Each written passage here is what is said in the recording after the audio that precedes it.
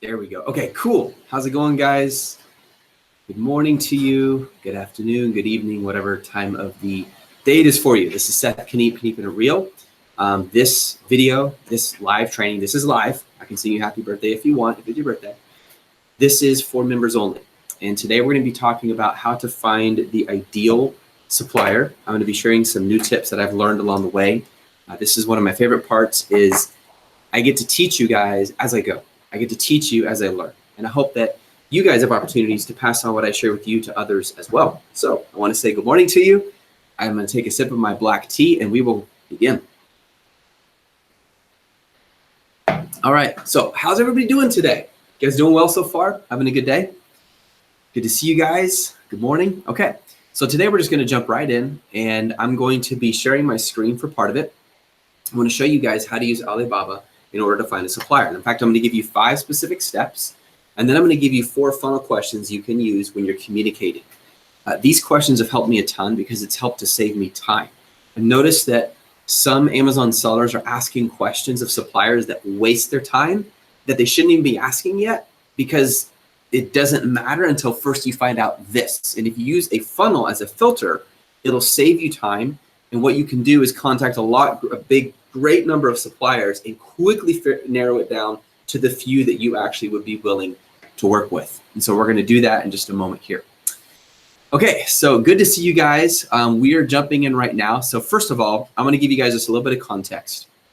If you were to go back to Alibaba in around the year of 2015, there was a huge issue before 2015. And one of the issues was people were paying agents of Alibaba, they were bribing them with money to get gold supplier status. And it created a lot of scams and a lot of wannabes, and even legitimate suppliers were doing this because they just wanted to get in, but they weren't willing to pay the full price. And usually scammers are always looking for a short-term result, so not willing to pay much for something that's legit. So they try to cheat their way into the system. And so what Alibaba did is they came in and they fired a whole bunch of their managers. They got rid of a ton of them, and they reset the standard so that you cannot become a gold supplier on Alibaba unless you first pay the fee, then you may talk to an agent of Alibaba. So there's no way to talk to someone on the phone and get a bribe going until you've gone online and paid the fee. And with gold supplier status, there are actually 3 different levels and 3 different fee levels. They go from around $2,000 all the way up to around $6,000. And the higher fee you pay, the better you rank on Alibaba, the more recognition you get, and the more products you're able to post on Alibaba. Now, one of the things you're going to find happens in Alibaba is a lot of suppliers will create one profile over here, and then they'll create a profile over, and what they're trying to do is get as much exposure as possible. And it is not difficult to spot that and find out who is doing it and who isn't. And I'm going to show you guys how to do that. But if you're at the stage right now in your Amazon business where you are trying to find a supplier, what I'm about to share with you should help you a ton. And I want to give you tips you can use that will save you time and help you narrow it down to the right supplier. Now, some of my suppliers I still use that I never found in Alibaba, and other ones I'm finding on 1688, and other ones I still use from Alibaba. So it's the portal, the way you find them is not as important as the supplier itself. For example, you might go to DHgate and find a great supplier, and someone else might find the same supplier through Alibaba. All they are is a business networking system, a platform through which you can find suppliers. But I have to say that Alibaba is vetting suppliers in China. I've never found a platform that does a better job of that, and today you're going to see why. All right, so we're going to get started. Good to see you, Clara. What's up, Paul? Absolutely, guys, no problem. Chili, is it chili and chili? Absolutely, Paul. Okay, so we're going to go deep on this, guys, today. I'm going to be sharing my screen, and I'm going to be showing you guys exactly how to do these searches and everything. Okay, so first, there's going to be 5 steps, and I want you guys to write these down. I also included them in the bullet point section of the video below so that you can remember these. They're super practical, but I'll go deep on each one. And I'm going to begin by sharing my screen. Give me 1 second, everybody, and I will do that right now. All right, just let me know, guys, once you can see it.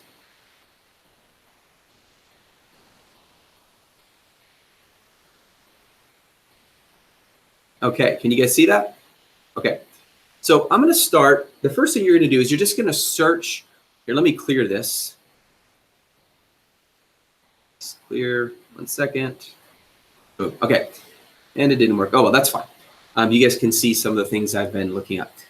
So I'm going to start by searching barbecue grill light, just because it is sort of a classic example to use. And this, for the longest time, has been a great potential product.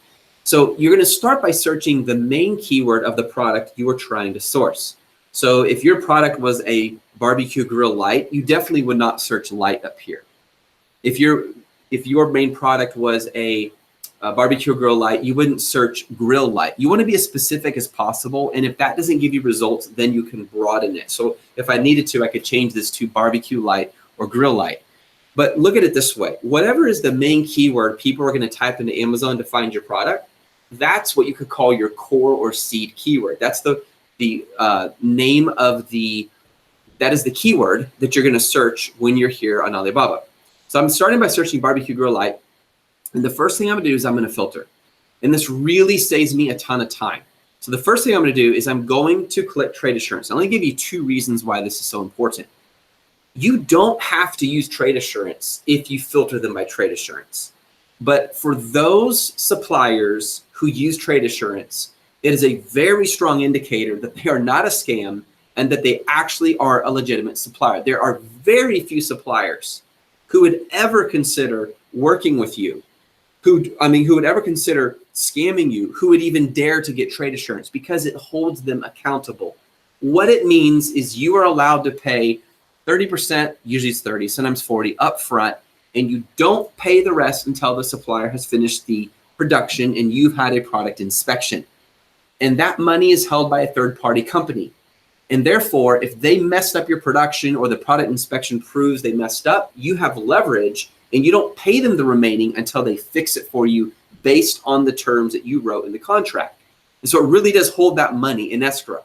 But not only does it give you that, again, you don't have to use that method, guys. You can actually go straight to T/T, which is telegraphic transfer, which is a fancy word of a wire transfer or a bank transfer. Most people call it an international wire transfer.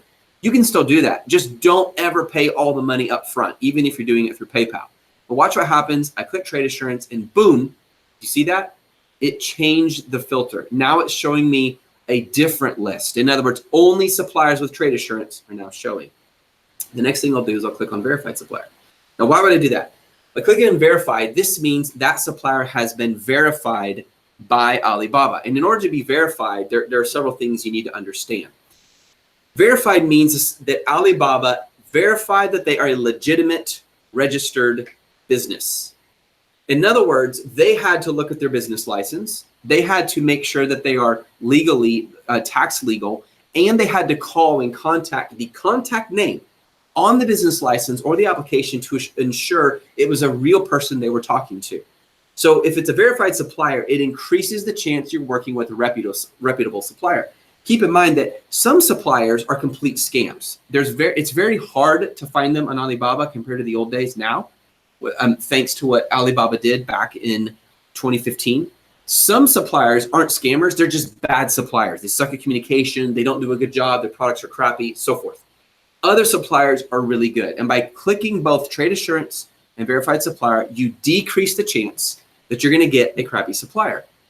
The next thing you wanna do is go to supplier location. Now, notice it's only showing me China, and it's giving me 2 regions. It is very, guys, that you understand a couple things here. Number one, there is no supplier on Alibaba who is located in China or Taiwan, who does not, or Hong Kong, who is not a gold supplier, because Alibaba actually has higher requirements for Asian suppliers than the rest of the world, like India, Pakistan, the US, or somewhere in South America. They actually have a higher standard. They have to have someone go visit their factory, a third-party company, and they verify that it is a legal operation. It isn't just some business license with a legal setup. They actually have an office location where they're located. They actually have a legitimate business, whether it's a trading company, a factory, or a combination of the two. That's why when I clicked on trade assurance and verified, it really reduces the number of options. And now you can see there are 2,708 suppliers in China who are somehow connected to the keyword barbecue grill light. Now, why does it give me Guangdong and Zhejiang as two regions? Let me explain. There are some products on Amazon. There are some products built by suppliers in China that are better produced if they come from one region versus another one. For example, Guangzhou does certain clothing items at a much higher level and much more expensive price than if you get clothing products from Zhejiang, which are cheaper and tend to be for Chinese customers and consumers only. So if you understand a breakdown of what regions of China tend to be better at certain products, this can really help. And I will, in fact, after this video, I'll include the link below where you can get that. It's a whole graph and it shows you all the main supplier types. So for example, if you're looking for textile, it'll show you what regions in China are better at producing textile than others. If you're doing toys, it'll show you what regions or provinces in China are better at producing toys than other places. There's a general rule of thumb. If China's producing them for foreign countries, foreign to them, the quality is going to be higher than if they're producing it for themselves. That's not always the case, but that is often the case. So in this situation, because I'm not partial to Guangdong or Zhejiang, I'm just going to click on China mainland, which is all that it's going to show me. Now you have these three things. We got trade assurance, we have Gold Plus Standard, which is a result of doing verified supplier, and we have supplier China mainland. Now my confidence in the fact that these are good suppliers I can trust has increased greatly just because I did that. Let me give you guys a pro tip really quick. At this point, if you start scrolling and you cannot find a supplier for your product, do not feel like you are doomed. That's actually a good problem. This means it's going to be difficult for competitors to copy you.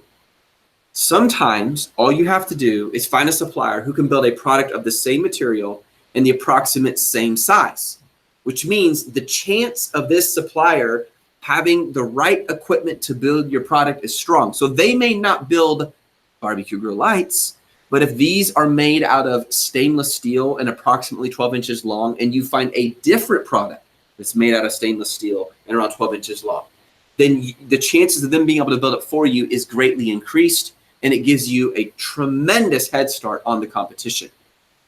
The next thing you want to do is click on the past export countries. Now, what this means is countries that China exported the products to. So for example, if they exported it to the United States, well, they've done that 2,001 times. I can click that.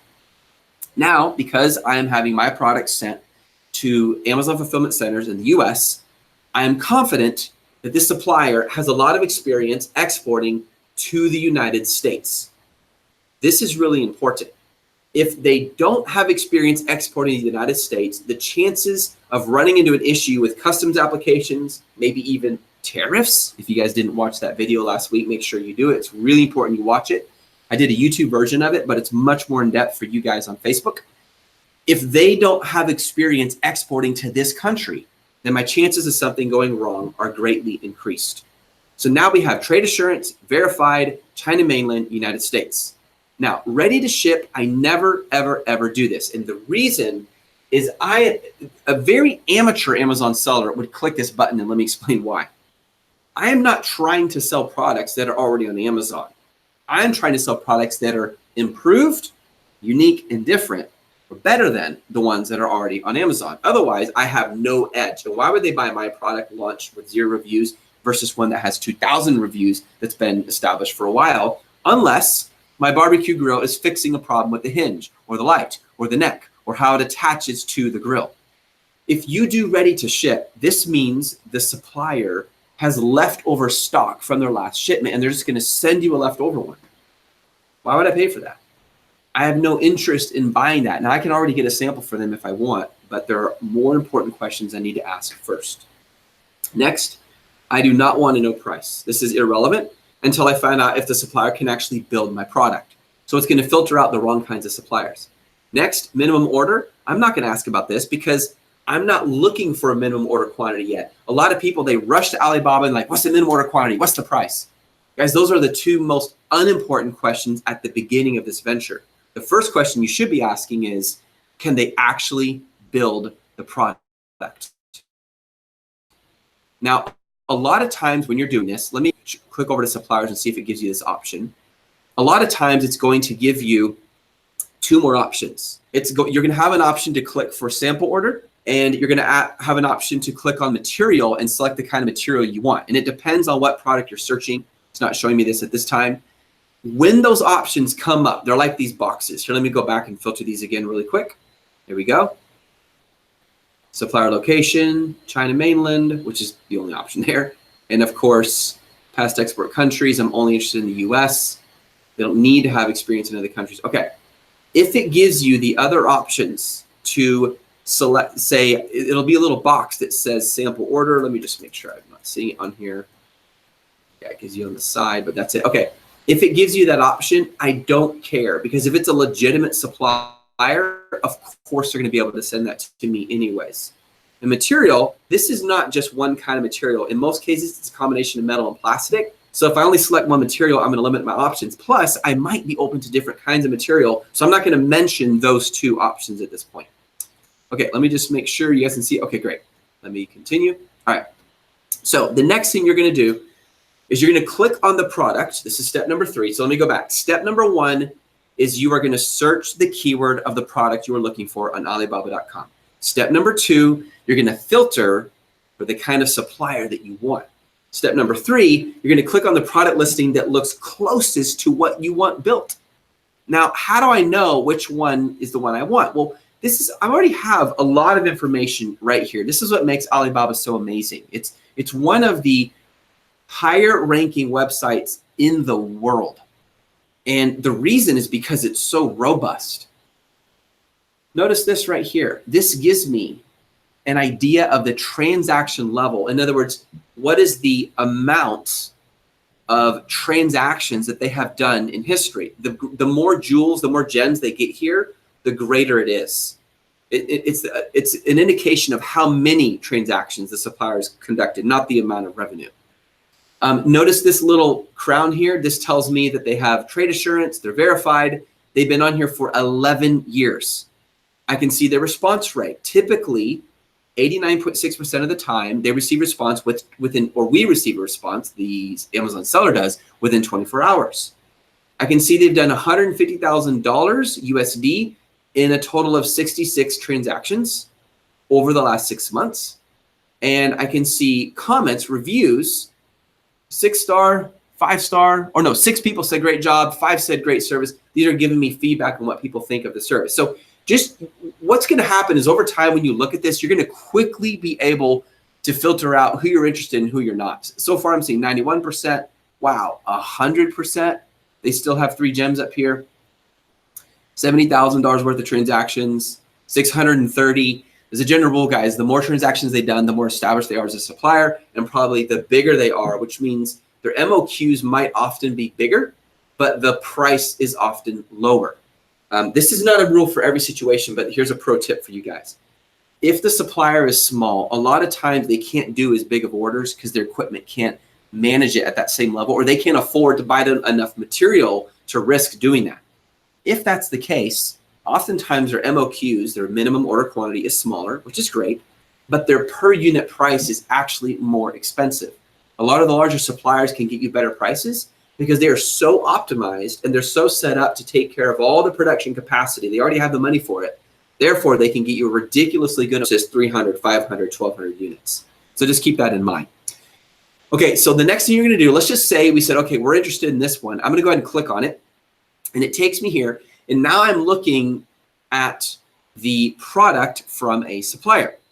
And I'm going to scroll down and I'm going to find, here it has the contact supplier button. Here's start order. I'm not going to do these yet.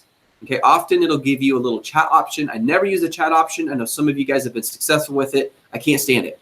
And I can tell you why later on. I always start with a contact supplier and I never start with an order. I'm not just going to order what they have.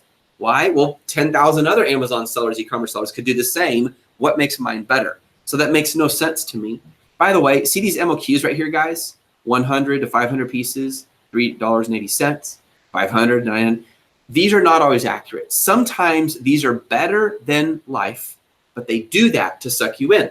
And you need to understand in Chinese culture, that is simply considered good business. It's not considered a lie. So if they lie to you about this, don't take offense. Don't question them about it, because in their mind, there's nothing wrong with that. It'd be as innocent as you saying, I'm going to charge more so I can make more money. You have every right to do that as a business owner. That's not unethical. So don't get into that with them. Just understand, yeah, you can quote them. Hey, your website says this. And if they say, oh, yeah, I'm sorry, we had a change in price, our expenses went up, it's now $4.20, then it's $4.20. You can still try to negotiate down, but just don't take it personally, because that is normal to them. Okay, what I'm going to do now, this is the very next step I take, is I go to the company profile, and this is step 4. Step 3 was click on the product listing that looks closest to what you want built. Step 4 is scroll down and click company profile. Now I'm going to go through each of these tabs, and I'm going to just give you general information you can look for to vet your supplier as good as possible. First of all, it says under business type, they're a manufacturer and a trading company. Now, what does that actually mean? It means, let's say this supplier really does have the equipment to manufacture, to build in their factory these barbecue grill lights. Okay, they do, that's great. But they also offer other products. And some of these products they don't make, they buy them from another supplier, and they make a little money off the top when they sell them to you. That does not make them unethical. It does not make them a bad supplier. It's simply a fact. And here you can see also some other options. And in a minute, I can show you where to go to look at all their products. But I'm going to go back down here again. So just keep in mind, there we go. Keep in mind, that is very normal. This doesn't mean you can't trust them. Just be aware they're also a trading company. For example, let's say you say, okay, supplier, I want you to build out this barbecue grill light, and I want you to make this a magnet instead of a hinge or clamp for attaching to the grill. And they say, okay, we can do that, and here's the price, and the MOQ is $2,000. Okay, fine. And then you say, I have some really cool designs for packaging. Now, with most suppliers, here's what's going to happen. You're going to give those packaging designs to this supplier, and this supplier is going to go out and find another supplier, a packaging supplier, to build it for you. And they will sort of act like a project manager. They will manage the process for you, so you don't have to think about it. And they will pay the other supplier to build the packaging, the retail packaging. They will take care of having it shipped to their location, the packaging to this supplier's location. And this supplier who's making the barbecue grill light will package it for you and make sure the FNSKU labels on there and all of that. So that what they're really doing is they're sort of acting like a sourcing agent or a project manager, and you're going to pay more for the packaging because they're doing that for you. Now, this supplier may never tell you that they're outsourcing, but 99% of the time they are, because to be a packaging supplier is very different than to be a product supplier. It requires a whole set of different equipment and knowledge, and most of them are not big enough to be set up for that. Your other option is you can go find a packaging supplier. You could get a lower price, but you'll have to do a lot more communication and managing to make sure everything is taken care of, and that the packaging supplier ships the retail packaging to the product supplier and make sure everything is taken care of. So that becomes an asset question. Do you have more time or money? And you're going to choose that based on which asset you have the less of. You will use up the asset which you have more of. So if you have more time on your hands, then you're probably going to go find a retail packaging supplier yourself, especially if you're limited on funds. But if you have enough funds and you're really busy and you know you're going to still be extremely profitable, it might make sense to just have them do it for you.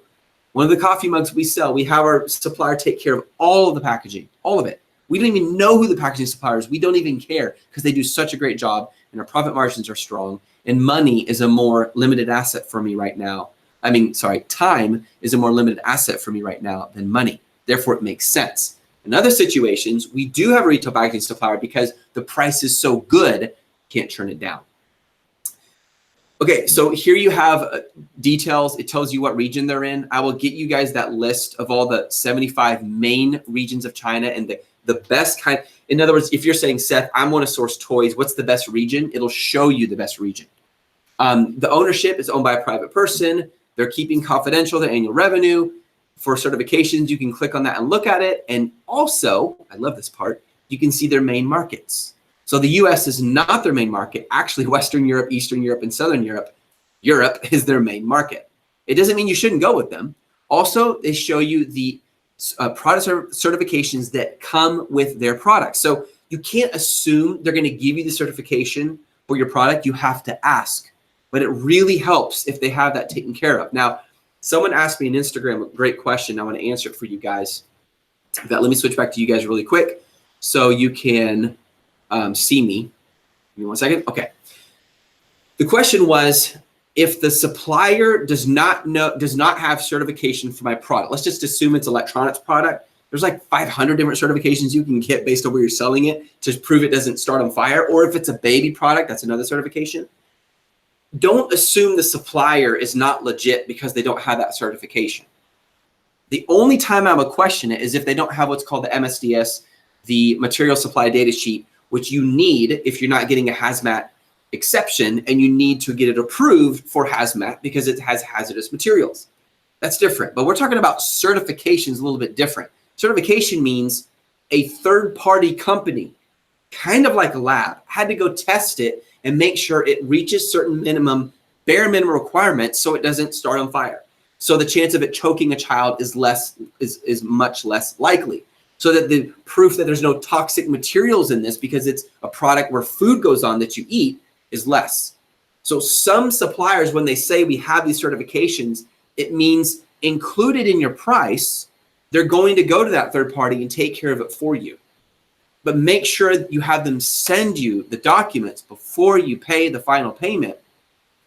But if they don't have that certification, that doesn't mean they're not legit. It's just because the supplier themselves are not the ones doing the certification. They're managing the process using a company like SGT, where you can go out and have them take care of that for you. Let me know if that makes sense, you guys. Okay, no problem, Ricky. Hope this is back. All right, my screen, we're going to continue on talking about suppliers. Right, and there we go. Okay, so you guys have an idea here of the main things you can look for when you're looking at the company profile. I'm going to go to production capacity. This is very important when you're trying to understand how big is this supplier and how big can they grow. Once you start doing a lot of money in Amazon, this is going to become important to you. When I started, this wasn't important to me. Now it is. So this gives you an idea of what is the production capacity, how much can they do, how far will they go. It really, really helps. Like, for example, the size of their factory. Well, that's good to know. How many production lines? In other words, how many different lines can they have going at the same time in order to expedite the production of a product? OEM service offered. OEM means original equipment manufacturer. It simply means you want a customized product. In fact, that's a question you should always be asking. What is the customized product? I mean, can you do OEM for me? Which means put my logo on there, change the color, maybe do a smaller version, a bigger version, a different material, a faster version. You see what I mean? That's what OEM means. It's a little misleading statement, but the idea is you're taking the original basic model and they're going to update it and tweak it for you so you can private label or white label it and make it your own brand to your customers. I think it's interesting they have their annual output value. This again gives you an idea of their size. I'm not going to go through all of these, but I'll just go through a couple more just to give you an idea. Quality control, this is nice to have. Here are the product certifications. You can open them up and see what they've been certified for their products. And then also you can get a breakdown of their main markets as well. All of this data, guys, helps to verify they're a legitimate supplier. And that's just based on going to their company profile. Click on transactions. You can see their transactions and buyers over the last several months, and then the reviews of the buyers. Here you have one, and they were okay. It is with technical prior discussions, but they don't give you much more information than that. Okay, once you've gone through that process, the next thing you're going to do is you're going to contact the supplier. Now, guys, I highly recommend you find a supplier that will at least take care of, find at least 20 suppliers. If you just go with a couple, it is not giving you enough options. So you need, here, let me go back to you guys again. It really, really helps you guys if you find multiple suppliers when you're doing this. Now, I'm going to show you guys exactly how. Let me go back to, sorry about that. I shouldn't stop sharing my screen. I need to share it again. I'm going to show you my favorite place to go to contact them and the first message I recommend you send them. So I'm going to hit this button right here, contact supplier, after I have found a list of at least 20. Now, some of you are going to go, Seth, I only found 2, or I only found 1, or none. That's a good problem. You might have to go 15 or 50 or 100 pages deep on Alibaba to find the one you want. Why is that good, Seth? Well, that means the chances of someone else coming along and copying my product is greatly reduced because they're so varied. Now, I'm going to drop in here, I already pasted it to make it super simple. Here's an example of a message you would send to the supplier starting off. Notice what I wrote. Hello, and if you have their name, in this case you don't have it, that's fine. Hello, I own a US company that sells aromatic oils and accessories. I'm looking for a manufacturer who can create an aromatic oil holder. I would love to see if you can create the model I need. Please see the specs in the image I attached to this email. Now you could literally, if you want, guys, you can type in the specs here, or you can attach it. Either way is fine.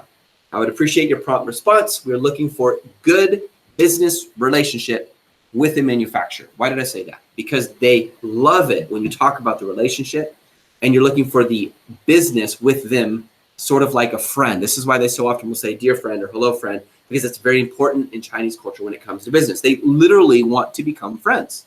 And it's not just for business, they actually enjoy the relationship. So don't feel like they're just trying to smooth sail you. No, they actually literally enjoy it and they consider it good business. So it is sincere. So notice how simple my email is. And I'm really only asking one thing. I'm simply saying, can you create this? That's it.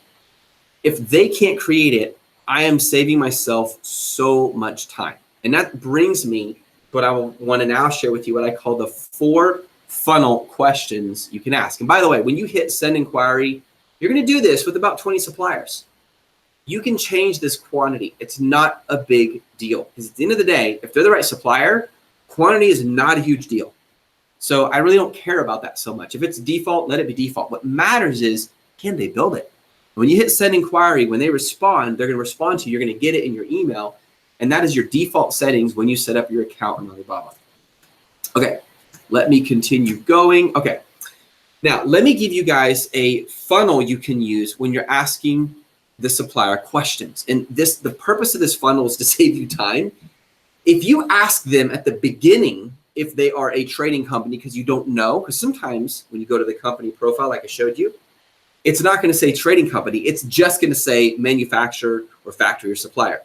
But they are a trading company. Sometimes they will lie because they're afraid of you being afraid of them if they're a trading company. So that is a first filter. If they say they're a trading company, they definitely are. If they don't, they may be, they may not. But you're still going to have to ask them at some point. But if that's the first thing you ask them, you're wasting your time. The first most important question you can ask them, and I'm going to give you question, is can you build my product?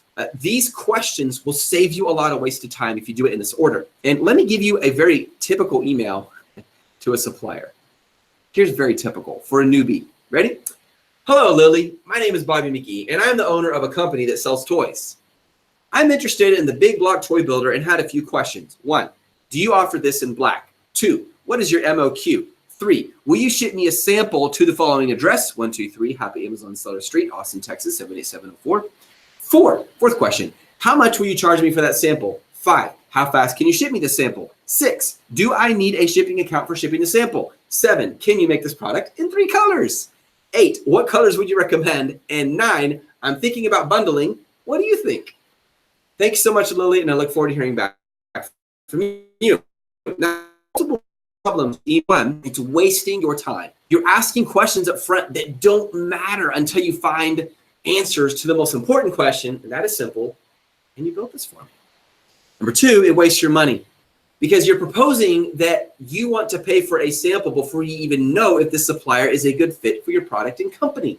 So don't pay for a sample until they first asked or answered the most important questions. And number 3, it shows really bad planning and differentiating one's product, which can lead to a bloodbath of competition. If you don't know in advance how you will build your product to be superior, then you need to stop, go back, and redo your plan. And let me give you a 4th one. It asks so many questions that a lot of suppliers won't think you're very professional, or they just won't even respond at all because you're asking too many questions, or they'll just answer 1 or 2 of those questions. So you're not going to your supplier to take care of everything for you. Don't look at it that way. You're the owner of your business. You know the market. You're not asking their opinion about bundling. They don't know. Their job is not to study the Amazon buyers. Their job is to study you because you are their customer. So you're not going to go to them and ask them, how are things going on Amazon in the US when they're in China? Unless maybe they sell on Amazon, they might have some insights. Then you have a conflict of interest and maybe they'll mislead you. You see? So do not ask the supplier their opinion about bundling and what they advise. They don't know the market. They're not the expert. You, my friend, are the expert. And if you've done your homework, if you've gone through the videos and the training and find and build, you should already have a lot of good tools you can use to understand the market. So let me go back to the 4 questions I'm going to give you. Again, this is a funnel. And what's cool is that if these 4 questions, all other questions that I can possibly think of or have ever experienced go under these 4. Question number 1, can this supplier build my product? If the supplier cannot build the product, nothing else matters. So don't waste your time wooing that supplier. Find out if they have the capacity to build the product.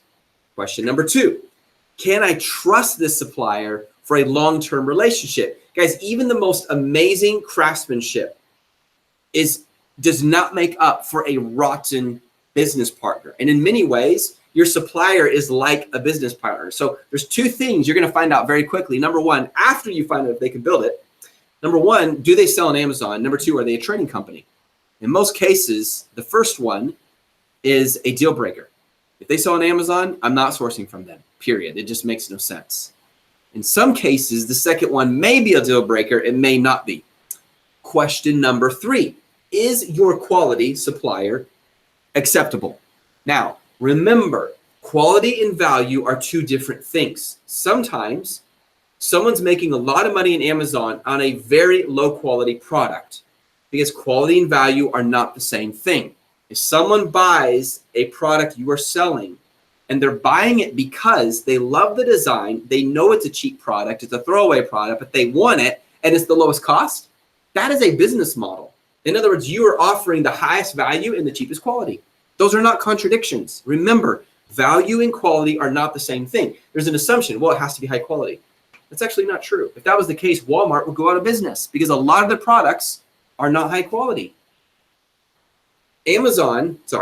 Apple has its own level of, its own type of customers. They tend to be generally a higher end product. Walmart, I know it's a miscellaneous collection of goods, but they have a different kind of customer, people looking for low prices. That's why Walmart's business model is very different than Apple's. So you are not looking necessarily for the highest quality. The question is your quality acceptable based on your business model? So you have to know in advance. You're not just saying, man, this is the best wood. Maybe you don't need the best wood. Maybe you need the cheapest wood, but the best design, because that's what your customers care about. They couldn't care less about the wood. What they care is how it looks. So you can actually go in there and have way better profit margins than anyone else in the cheapest product on the market, and you're crushing it because guess what? With the cheapest product, you have the highest value. So that's why people, they confuse 2 things. They confuse value and price. Those are not the same thing. Price just represents value, and they confuse value and quality. Again, they're not the same thing. Sometimes lower quality is higher value, you see? So you have to know your strategy. What business model are you taking? Let me give you a little pro tip on this. If you're trying to figure out what your best strategy is for entering the marketplace with your product, and you notice that so competitor one,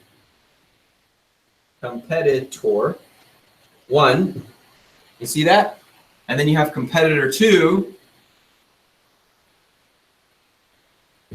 Can you still see that? And now one more, competitor 3. By the way, is this backwards or not? I'm just really curious because I don't even know. Is that backwards or is that forwards? On Instagram, it's always backwards. But okay, so let's take these 3. So you have competitor 1, competitor 2, and competitor 3. My R's were rolling there, and I'm not even Irish. Okay, so watch. I can competitor 1, number 2, and number 3. Now let's pretend that each of these competitors, this one has the highest number of sales. Okay, and this one has the lowest number of sales. In other words, the sales volume, not revenue, which is amount of money coming in. This one's the highest, this one's the lowest.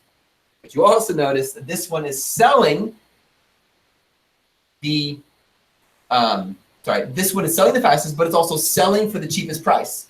In other words, this is the highest price, and this is the lowest price. Do you see a pattern?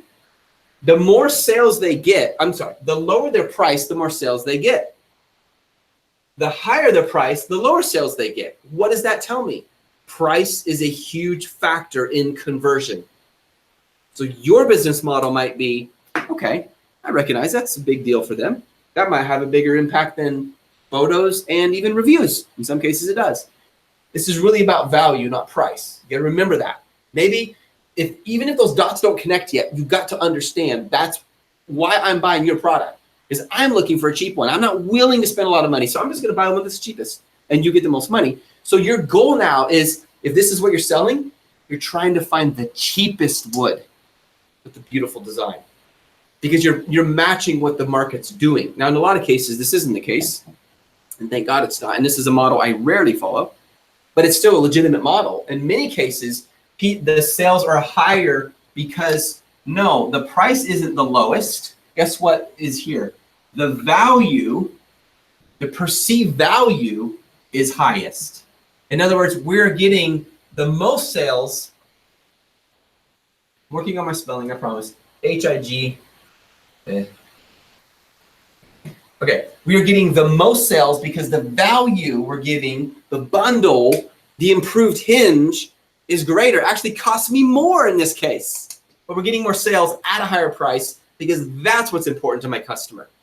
So what am I really doing? I'm asking the question, what's important to your customer? You have to know that first before you ever approach your supplier. If you know your strategy, you know your customer, you're gonna go with them with already a good filter in your mind.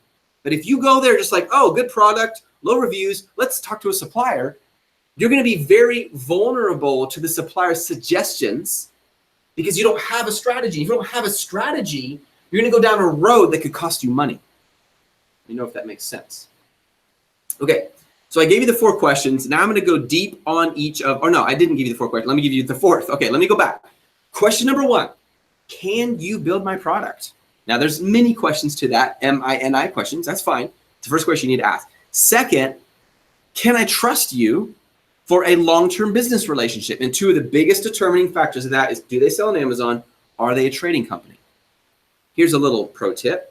If their company profile on Alibaba says they are a supplier, not a trading company, but later you discover they're a trading company, it cause some issues and your reason to trust them as a legitimate business partner. Question number 3, is the supplier's quality acceptable? And remember, quality and value are not the same thing. In other words, the quality you're looking for. Sometimes you should be looking for the worst quality on earth because that's how you're gonna make money.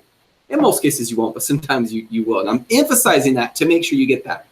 Question number 4, are the supplier's prices competitive? No matter how nice your supplier is and how great their quality is, if you can't get at least 40%, preferably 50% margin before PPC, margin on landed costs, that means the retail packaging, the referral fee in Amazon, the Amazon FBA fees, the storage fees, which if you keep it under 6 months, it's not a big deal, but still it matters. The shipping fees, the customs, the tariff, all of that. Landed costs means everything I paid for this product, just not include marketing it with PPC or doing any Facebook ads and launching and all that. If that landed cost compared to, so I got my landed cost, let's just say it's 10 bucks, okay? And over here, I know the minimum, let me go back. I know how much I'm gonna sell it for well before I talk to the supplier. You have to know that. I know how much I'm gonna sell it for before I talk to the supplier. Therefore, let's just say it's, $100 bucks. And the cost of this is 40 landed cost, Amazon fees, shipping fees, customs, tariff, all of that, building the product itself, the retail packaging, all that included, landed cost, it's $40 a unit, and I can sell them for $100. Okay, I'm making a 60% profit. This is great. How do I know that? Well, I started with how much I'm going to sell it for. Then I figured out what is my cap on how much I'm willing to spend. Don't start with how much am I willing to spend. It's a waste of your time. But wait, it says, how much cap? This is something we've talked about before, but it's called price cap. Let me show you exactly what I mean. Price cap simply means what is the most a customer is willing to pay for a product. And there's my black marker. I'm going to show you how to figure that out. All you do is you take your top competitors. And let's say their price range is somewhere between $60 all the way up to $80. Okay, so 60, you go to Amazon, and remember, only the top competitors can determine this for you. Do not look at all the other 2,000 competitors you find in a maze out. They are irrelevant because they don't know what they're doing. They don't reflect the market. You know who reflects the market? The people making the money. Those are the ones you should be studying. So if let's just say there's 10 competitors, main top high competitors, use helium 10, use whatever you want to use. I don't care, but you know the ones who are making the most money. You need to know that. And we'll pretend this is Barbecue Grill Light. Of those top 10 competitors, the prices go from 60 all the way up to 80. This is your price range. This is your price cap. Are there situations, Seth, where I could actually sell mine for $100 instead? Yes, but you have to understand your market. If it's a very nerdy, professional type elite market, like boxing gloves, and there are professionals and they're amateurs, and the professionals will always pay $30 more for better product, then it makes sense. You could sell for a lot higher. That requires understanding your market. But as a general rule, this is how you find your price cap. As a general rule, you're going to price your product at $78 based on this price range. Well, Seth, that seems like a random number, 78? How'd you do that? MC squared. I'm joking. I did it. All I did is I took the highest price and I made mine a little bit cheaper. I want my customers to see two things. This is how I launch products. This is how we make money in Amazon. There are two, when you probably have, some of you, when you go to my Amazon listing, you're going to see two things. You don't know it's mine, but you're going to see two things. My product has higher value than all the competitors most of the time. When you just look at it, it's obvious. Of course it's the best. And my price is less than the most expensive. I'm getting a good deal. I'm getting the best value. Two mindsets. I want the most expensive over here. Sorry, over here. Highest quality. But wait, I want a deal. I want a deal. You're reaching out to two mindsets, two markets.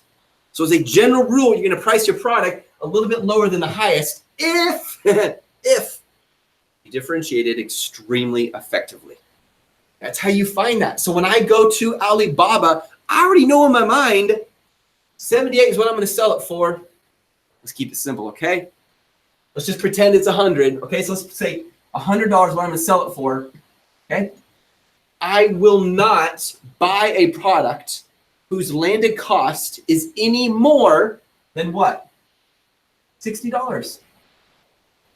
I have to know I'm going to make a minimum of 40% profit margin. So as soon as I realize this is going to cost me more than 60, it doesn't work. So I already have a plan. It's kind of like you're walking into a battle when you go to Alibaba and you put your armor on in advance. You know what you're looking for. That way you don't allow shiny object syndrome to take over and distract you and lead you away from the best supplier. Make sense? Let me check the chat and see if you guys have any questions so far. And then I'm going to go into each of these 4 questions in depth, and then we're going to wrap it up. What's up, Marion? Good to see you. Make sense so far, guys? Okay, cool. All right, if you have any questions, chat them. I will continue. So let's go back to the 4 questions. Question number 1, can you build my product? Now, keep in mind, these 4 questions are acting as a filter. So each one is going to have sub-questions to it that may come up, and that is perfectly fine. Question number 1, you're going to ask your supplier in that first message, and it's the only thing I recommend you ask, is find out if they can build your product. Well, how do you know they can actually build your product? Well, it's pretty simple, you guys. Let me go back to you guys, sorry. There we go. How do you know? Well, you just ask them. You look at what they're already produced. You look at their history. You get an idea, and you're going to send them specs. Now, some people are going to say, well, Seth, how do I know if they're telling me the truth if they say they can build the product? The truth is you don't know for sure, because in Chinese culture, it is good business to say yes to everything, which means if I'm the supplier in Alibaba and you say, Seth, can you build this product for me? I'm going to say, yes, I can. Because if we can't, guess what I'll do? I'll be your trading company. You don't know it. I'll go source it from somewhere else and you'll pay a little more and don't realize you're not getting the best profit you can. See how that works? So you don't know the real answer to this question until you are holding that first production sample in your hands along with an understanding of its quality. Now, some suppliers who say yes, and they will, some are going to do it. What you're going to do is if they do say yes, you're going to give them a chance to actually build it when you get to that point. You don't know for sure if they're a trading company. As I showed you, we even have a whole video on this. Dan did it in the courses under the build course, where you can, there's several things you can do to find out if they're a trading company or not. And I encourage you to go back to the video and watch it. But once you've done your homework and they said they can build it, you need to move forward to the next question. And that brings up, well, Seth, how do I know if they can actually build the product I need? So they said yes, great. Well, how do I know? Well, you're going to include the specs. Be very specific. So for example, you might tell them, I want a particular color. You give them the Pantone code. I want a certain size. You give them the meter. You'll give them the weight and send in kilograms or milligrams or whatever. In other words, you give them all the data they need. So really, truly, they could look at that. And if they do know what they're doing, they could tell you whether or not they could do it. And notice, I'm going to give you again a message you can write there. Let me just read it. I'm going to read part of it. Can you create the model I need? Please see the specs in this email. Specifications. There are certain universal words that suppliers understand. They don't need any translation to Chinese. Specs is one of them. MOQ is one of them. OEM is one of them. Those are just universal trade terms that they know. So when you say specs, they know what you're asking. Be specific. You cannot go wrong being as specific as possible on exactly what you want built. In fact, they'll respect you more, and if they're a good supplier, they're more likely to respond.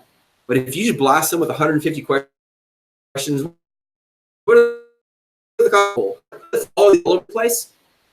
A lot of times the only suppliers who respond are ones that are trading companies, or they're not very legit established suppliers. They're desperate for money. You want the suppliers to actually know what they're doing. Like, oh, this person knows what they're talking about. Here's exactly what they need. Okay, cool. We can answer the question. Yes or no, we can or can't. And hopefully they're going to be honest and not say yes and then trade it out. And again, that's a different topic. Now, what if I need a super specific color, material, or dimension? Again, you're going to go with a specific Pantone code for the color. You're going to give them the specific size, the exact material. And additionally, if the supplier failed to produce exactly what you wanted after they did it, at least you have something to hold them against and can go back, and before you pay them the remaining 70%, after you pay them the 30, you can say, I'm not paying it to you until you fix it. Most common response to that is they're going to say, well, we'll give you 100 extra on the next shipment.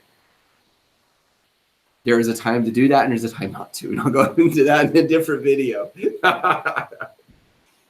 Seth, what about OEM, original equipment? I referred to this earlier.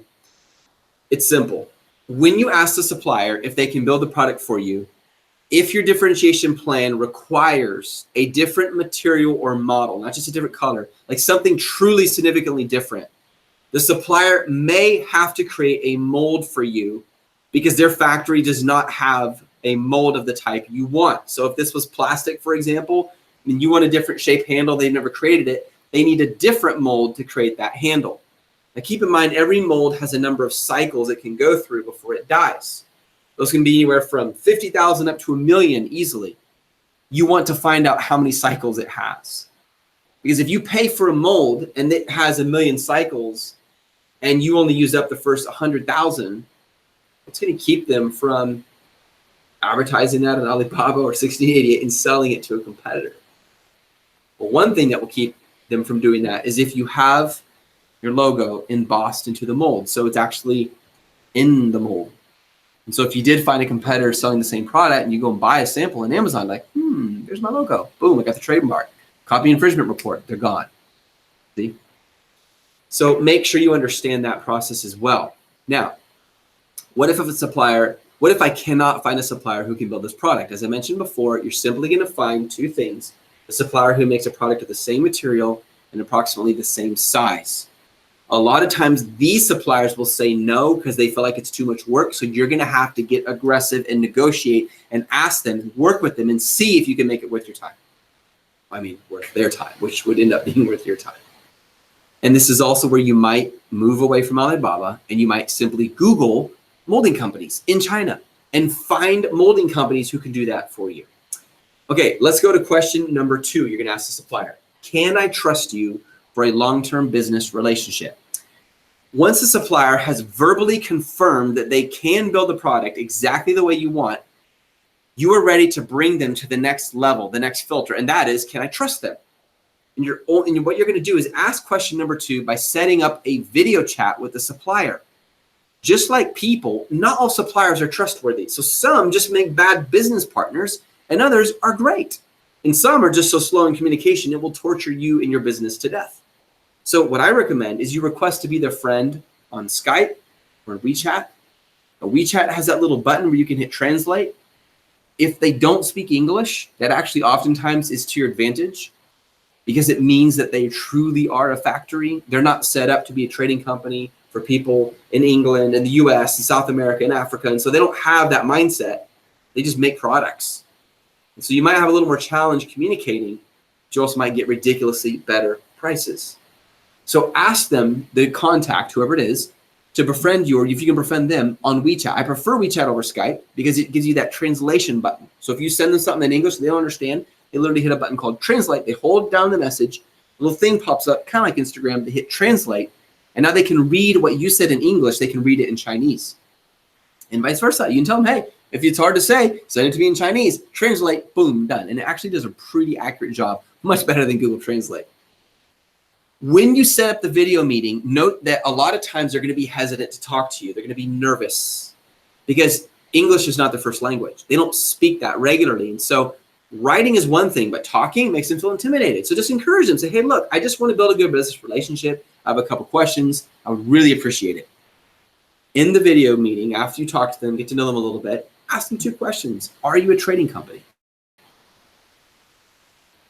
Do you out either way? I'm going to be doing a company inspection for your factory. I'm going to be hiring a third party to go investigate everything. So I'm still going to find out. I just need to ask you, are you? Directly ask them. Most of the time, they will tell you the truth.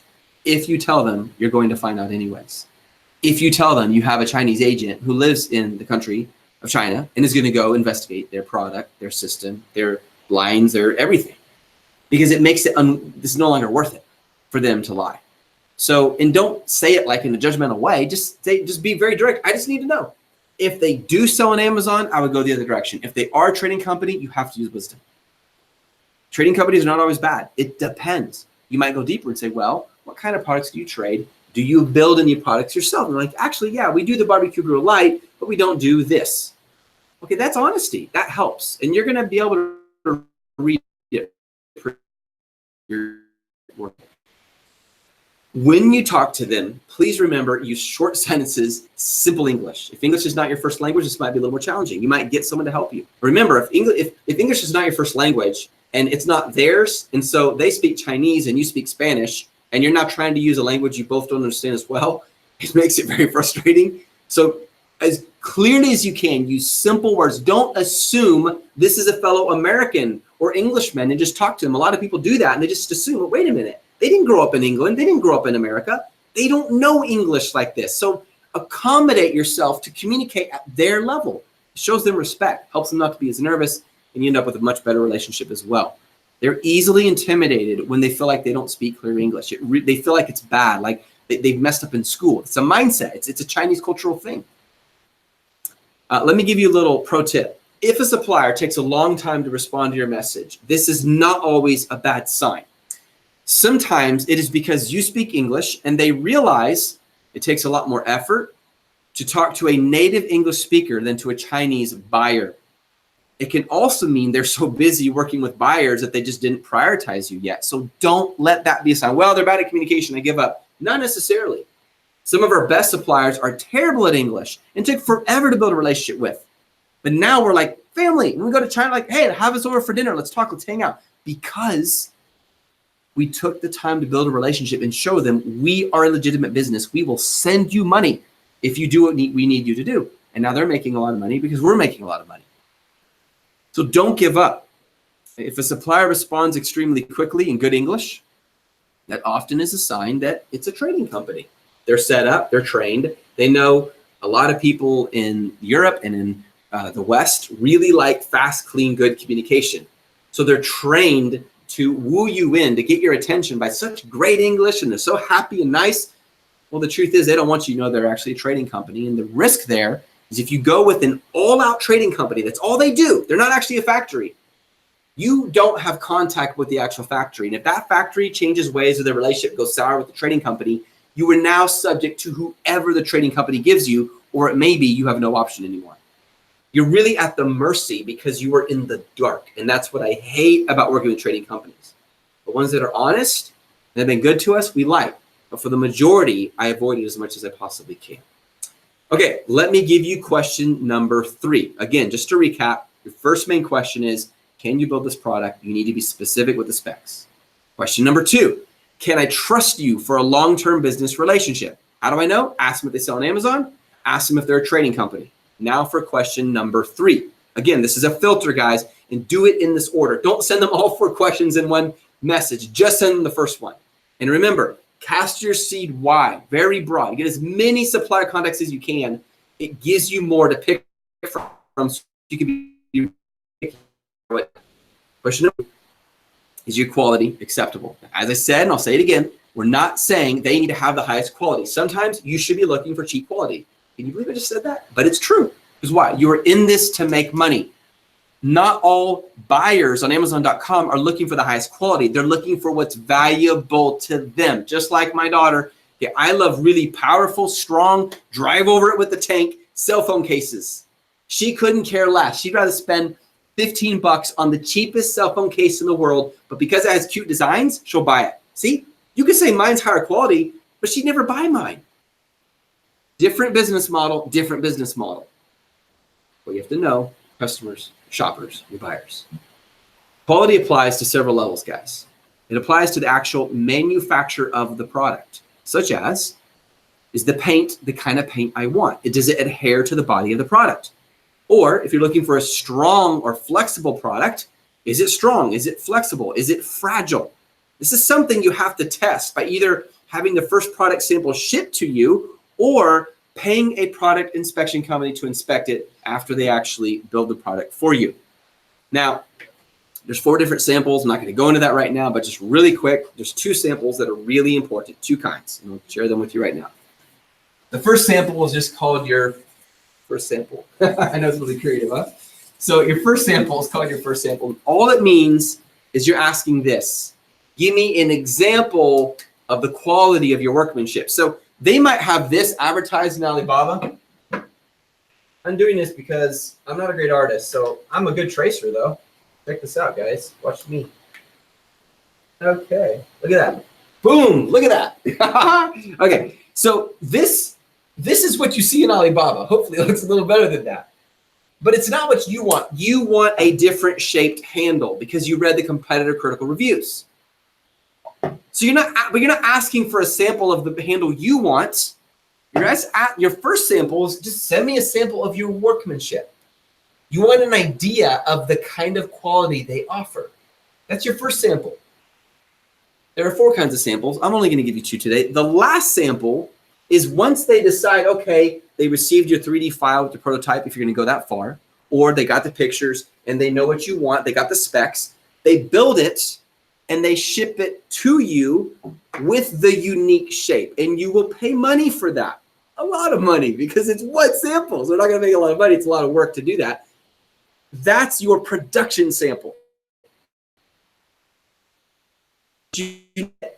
Before you have them build the products, unless it's something as simple as I only change the color, you just need pictures, and that's fine. Okay, so that's just a tip for you guys. Okay, question number 4, we're going to wrap this up. Are your prices competitive? Remember I talked earlier about you need to know how much you're going to sell it for so that you can reverse engineer it back. What is the limit of cost? You don't know the limit of cost, you're in a dangerous place. You have to know your cap. I will not spend more than this per unit. If you fall in love too much with your product and you're excited, and you got this cool bundle and a package and that this, I will make it work 50% profit. No, you won't. You'll be in trouble. Don't do it. The prices must be low enough so that your cost in getting the product to market, samples, production, retail packaging, inspection, shipment, customs fees, Amazon referral fees, Amazon fulfillment percentages, Amazon storage fees, all of that, which we teach in the courses, is lower than the amount of money the customer is willing to pay, which goes back to price cap. Don't accept anything that will reduce your profits below 40%, and ideally 50% and higher. Now, a helpful way to know if the supplier is actually gouging you, you're like, Seth, how do I know if they're overcharging me or not? Is you get multiple quotes. This is like traditional universal price comparison. That's the beauty of the free market. You go to multiple suppliers and get a lot of different quotes. Now, what I've seen a lot of Amazon sellers do is all they do is they just send a picture and say, can you make this? Yeah. And they send that to 20 suppliers. And the price back, the quotes they get back are all over the place. Why? Because one supplier assumes you're thinking cherry wood. The other one assumes it's plastic with a nice paint. In other words, you haven't given them enough specs to have a realistic price comparison. And when one comes back with really cheap price, you're like, yes, I'm gonna make tons of money. I'm 80% profit. Did you actually know that product is plastic, not real wood? That's why you have to be really specific when you give them the specs. When you know the general price range of other suppliers and you've been specific with the specs on exactly what you want them to build for you, you now have an idea of a realistic price range. Remember, if you find one supplier in Zhejiang and another one in Guangzhou, and you give them the specific specs and the prices are very different, that could be a province thing. And that's why I'm going to send you guys a list of the 75 best places to source products from different regions in China. Based on my experience and my sourcing agent experience combined, we put it together to help you guys out. Okay, that was a little longer than I expected, but I hope it was super helpful, you guys. Let me jump back over to the chat. No problem, Paul. You got it, brother. What's up? Marion, Ricky, Clara. Okay. If you don't yet have your own website, what is the best type of email address to use in order to look professional? They don't care, David. They couldn't care less. Use Gmail. It doesn't matter. Yahoo. Just realize if you click the button on Alibaba where it says, I would like to receive suggestions for other products, I wouldn't do it because you're going to get freakishly spammed, like insanely, like more than you would ever want to think about. I speak from experience in the old days. What's up, Marion? We've been trying for weeks and weeks to contact some suppliers in Vietnam, but we just cannot get a response. I'm not sure how else we can try and reach them. I don't currently have any suppliers in Vietnam. I wish I could speak with experience to that, so I don't know, Marion. That's a great question. The only thing I could say is, how many suppliers did you contact? If you contact 100, your chance of getting a response from 2, if you have a 2% response, is much greater than if you only contacted 10. Have you tried 1688? I'm sorry, not 1688. Have you tried Googling it? Have you tried Alibaba? Just Googling sometimes can help too. Yeah. Cool. Okay, guys, I hope that's been really helpful. Have an awesome rest of your day. I really, really enjoyed teaching this today, and I hope it's helpful to you. Keep going, guys. Have a great Saturday, and cheers.